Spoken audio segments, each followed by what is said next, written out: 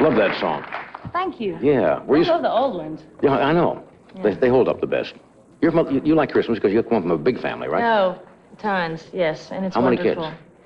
Well, actually, there are 4 girls in my family. We're all married, and then many grandkids. I used to call us the rabbits, and then decided that was maybe a little rude, so we just are a big family. Somebody asked me to ask you about the most unusual Christmas or something that happened. Yeah, you know, it's funny, when people ask you about an odd Christmas, you really have to rack your brain, because a lot of times, you know, things that are special to you are maybe not special to everybody else. I have 2 Christmases that I was thinking about coming onto the show and talking about Christmas. The first was the disaster Christmas. I wanted gerbils so bad when I was a kid. I don't know why. They were tiny and lovable, and I could kind of tell when Christmas my parents had gotten me gerbils. There were like wood shavings around and food. Anyway, the night before Christmas, I heard screaming and the cat running under the tree crunching something. And I thought, oh, it was the gerbils. It's tough. Yeah. The gerbils went. They were gone. Oh, I know. God. Freddie just reminded you. I don't want to try to top your story, but this is true. No, tell me. I've told this, but I got to tell it because I saw him and my eyes lit up when you were talking about that. When my sons, 2 of them were born in California, and they'd never been in cold weather. And we moved from California in 1956, and I rented a house in Mamaroneck, New York. And they were about 3 or 4, and I went out and bought them. They wanted some guinea pigs. So I bought them 2 guinea pigs. Brought them home. And they're playing with them in the house, and I thought it'd be best to put them out. There was a little screen porch off of the living room. So I said, we better put them out there at night. We had a little shoebox with a little door cut in, and I said, we put them out there. Well, during the night, the temperature dove 40 degrees. I'm talking real cold. And I went out the next morning, and they were like in mid-motion. Like that. Hard as this desk, frozen. You could use them for doorstops. And the kids went out and picked them up. No. And here was this thing like this. And I had to explain that they had just gone to sleep and so forth, but tears were running down I was laughing so hard. Obviously, they were trying to scurry back into the little house and didn't quite make it. And the guinea pig Christmas. Oh. You're going to do a little number for us, but you're going to do it with your husband, right? Right. Yeah. My husband, he's a great guy. Now, you live on a farm with pigs. Yeah. Horses, pigs. Yeah, that's not my husband. My husband and... No, I understand that. No, one had nothing to do with the other. Right. I'm jumping around. It's okay. Settle an argument. Ed and I have had a running argument for many, many years about the relative intelligence of the horse versus the pig. I hold out for the pig. Do you? I say the pig is much more intelligent than a horse. Ed says... You say the horse. He's for the horse. Now, since you have both... Right. Oh, man, I don't know who's... You don't have to play any favorites, just give me your honest opinion. Well, we got a pig for Christmas last year. Right. From our booking agent, and it was a real surprise gift, and he was from New York. We're from Tennessee. I kind of thought, I didn't know where he came up with the idea. So it was a piglet when you got it, I guess. Yes, and she was very cute. We named her Clover, and she was really smart. We'd scratch her on her side, and she'd roll over, and Gary kind of taught her to sit. But we had her for a while, and one day we went down to the barn, and she was in a step-down stall with cement sides about 3 feet deep. It's so they can, kind of make a mess and roll around in it. And went down there, and somehow Clover had turned on her water and had not been able to turn it off. And all that was hanging above the water was a little bitty snout. At least she knew how to turn it on, though. Well, either she was trying to kill herself or she was not. She's not. Did she look despondent at all during the holidays? Well, she's really despondent now. We are eating her. So. Well. You're eating your pet?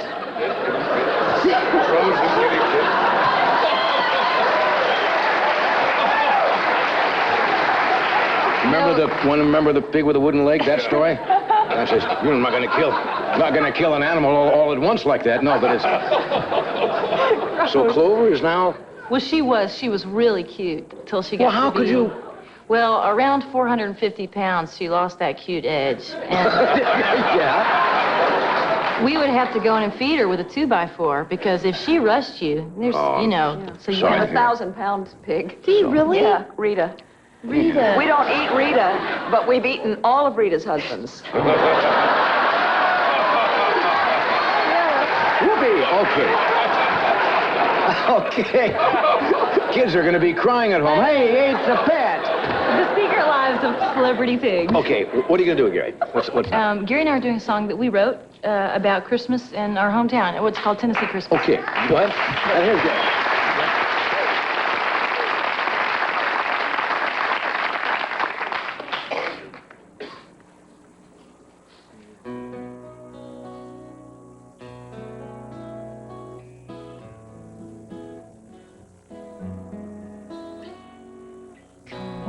Weatherman, give us a forecast, snowy white.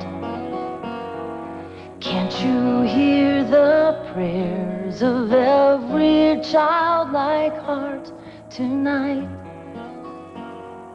Rockies are calling, Denver snow falling. Somebody said it's 4 feet deep, but it doesn't matter. Give me the laughter. I'm gonna choose to keep another tender Tennessee Christmas, the only Christmas for me, where the love circles around us like the gifts around our tree. Well, I know there's more snow up in Colorado than my roof will ever see. But a tender Tennessee Christmas is the only Christmas for me.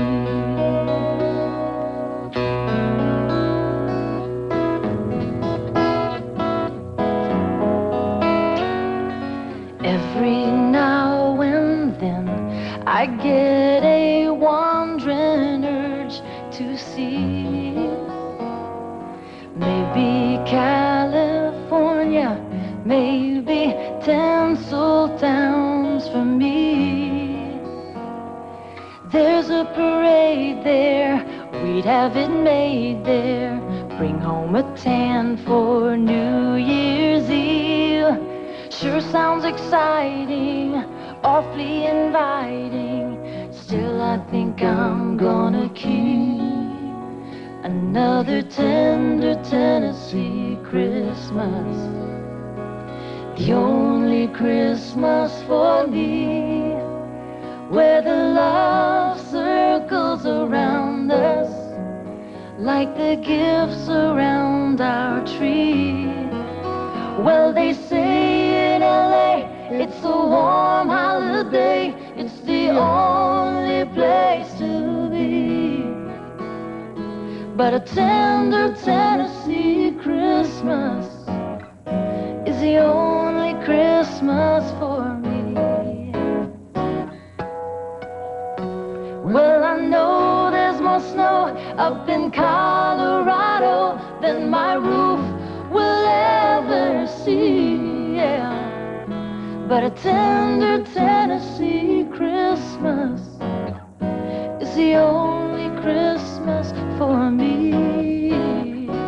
A tender Tennessee Christmas is the only Christmas for me.